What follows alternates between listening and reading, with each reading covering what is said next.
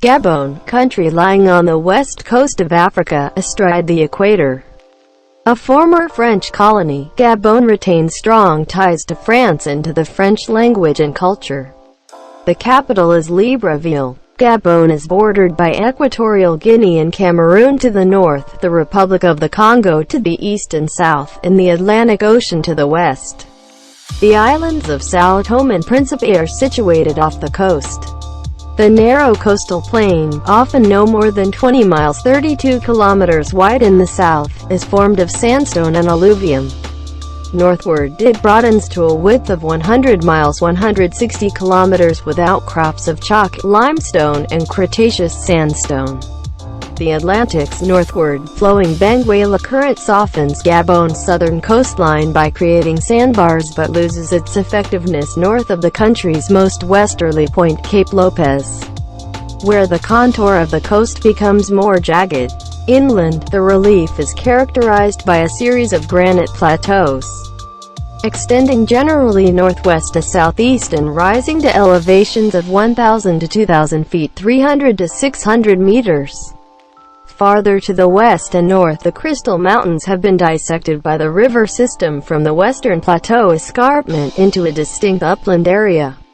And to the south, the Ogooué River drains through a sandstone saddleback before descending to the lowlands through the granite formations of the Lambaréné region. Granite also forms Gabon's central watershed, the Chelou Massif south of the Ogooué, which rises to more than 3,300 feet 1,000 meters, and is topped by the 3,346-foot 1,020 meter Mount Milando. Gabon's highest point, Mount Benguela, 3,510 feet 1,070 meters, is in the northeastern part of the country. Gabon has an equatorial climate, with year-round high temperatures and humidity. Rainfall varies from an annual average of 120 inches 3,050 millimeters at Libreville to 150 inches 3,810 millimeters on the northwest coast, with almost all of it falling between October and May. In the period from June to September there is little or no rainfall, but humidity remains high. Temperature shows little seasonal variation, the daily average being in the low 80s to upper 20s C.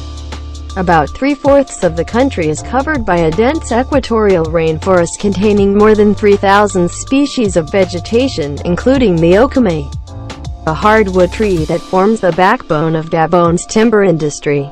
The rainforest is inhabited by antelope, monkeys, gorillas, numerous tropical birds, and several varieties of elephants.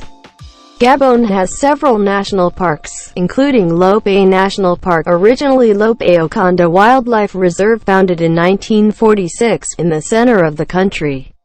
The park and related archaeological sites, referred to as the ecosystem and relict cultural landscape of Lopé-Okonda, were collectively designated a UNESCO World Heritage Site in 2007.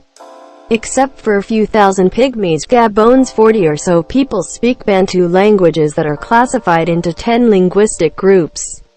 The Mayen group, including the Mpongwe and Orangu, though only a relatively small part of the population today, has played an important role in the history of the country as a result of its location along the northern coasts. The Fang, also found in southern Cameroon and Equatorial Guinea, account for more than 1/4 of the population and live north of the Ogooué River. The largest groups south of the Ogooué are the Sira, including the Punu, the Nzubi, and the Mbet, who together form about 1/3 of the population.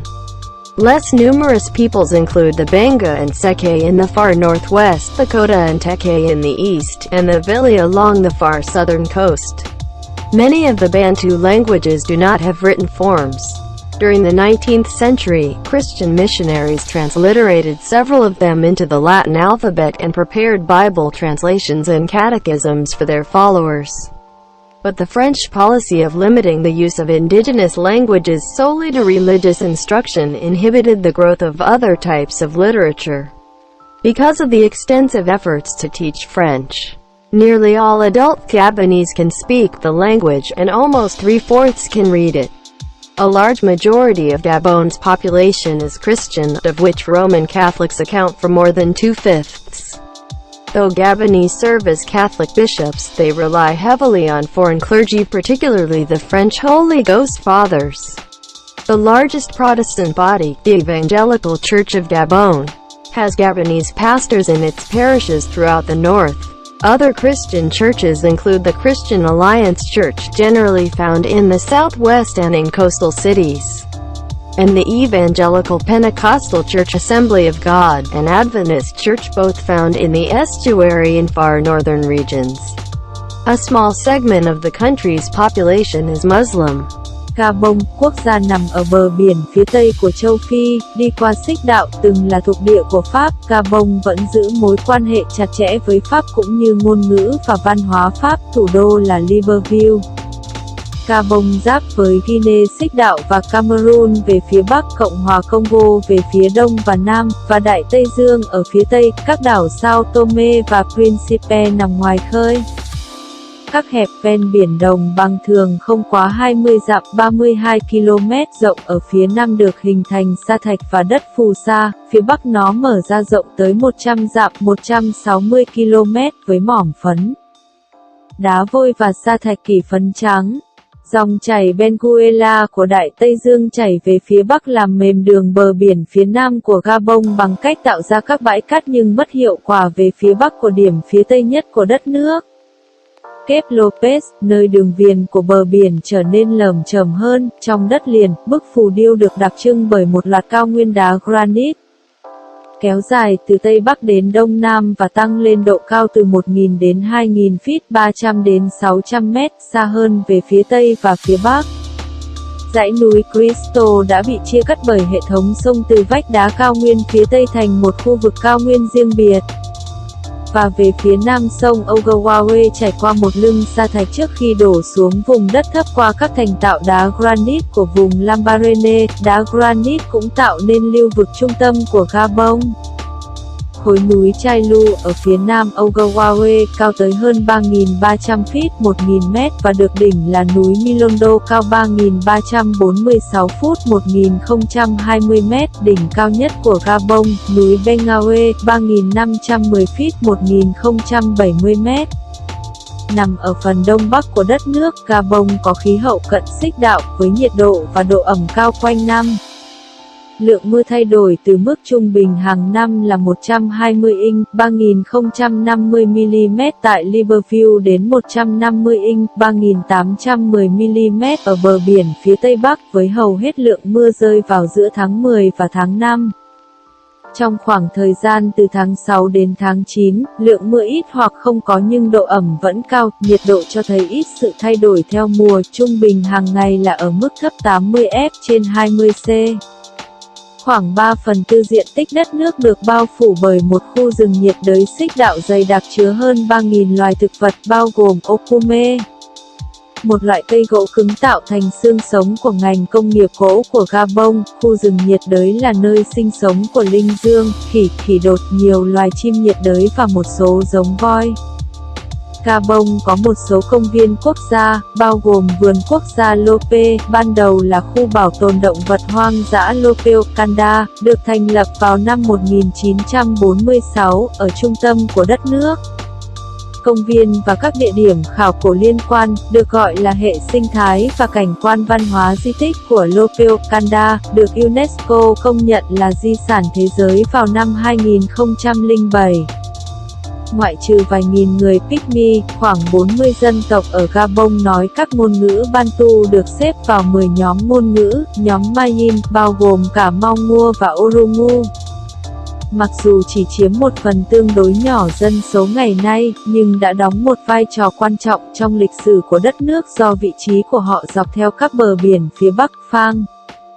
Cũng được tìm thấy ở miền Nam Cameroon và Equatorial Guinea, chiếm hơn 1/4 dân số và sống ở phía bắc sông Ogowawe. Các nhóm lớn nhất ở phía nam Ogowawe là người Sira, bao gồm cả người Panu, người Nebi và người Mbay, cùng tạo thành khoảng 1/3 dân số. Các dân tộc ít hơn bao gồm người Benga và Seke ở cực Tây Bắc, người Kota và Teke ở phía đông, và người Vili dọc theo bờ biển phía nam xa xôi. Nhiều ngôn ngữ Bantu không có dạng chữ viết trong suốt thế kỷ 19. các nhà truyền giáo Cơ đốc đã phiên âm một số trong số chúng sang bảng chữ cái Latin và chuẩn bị các bản dịch kinh thánh và sách giáo lý cho tín đồ của họ. Nhưng chính sách của Pháp hạn chế chỉ sử dụng ngôn ngữ bản địa để giảng dạy tôn giáo đã kìm hãm sự phát triển của các loại hình văn học khác do những nỗ lực sâu rộng trong việc dạy tiếng Pháp. Gần như tất cả người Gabonese trưởng thành đều có thể nói ngôn ngữ này và gần 3/4 có thể đọc được. Phần lớn dân số Gabon theo đạo Thiên Chúa, trong đó Công giáo La Mã chiếm hơn 2/5. Mặc dù Gabonese phục vụ với tư cách là giám mục Công giáo, họ phụ thuộc rất nhiều vào các giáo sĩ nước ngoài, đặc biệt là các giáo phụ Đức Thánh Linh người Pháp, cơ quan Tin lành lớn nhất. Nhà thờ Tin lành Gabon có các mục sư Gabonese tại các giáo xứ của nó trên khắp miền Bắc. Các nhà thờ Thiên Chúa giáo khác bao gồm nhà thờ Liên minh Thiên Chúa giáo, thường được tìm thấy ở phía Tây Nam và ở các thành phố ven biển, và nhà thờ Truyền giáo Ngũ Tuần, Hội của Chúa, và nhà thờ Cơ đốc Phục Lâm, cả hai đều được tìm thấy ở cửa sông và các vùng xa phía Bắc. Một bộ phận nhỏ dân số của đất nước theo đạo Hồi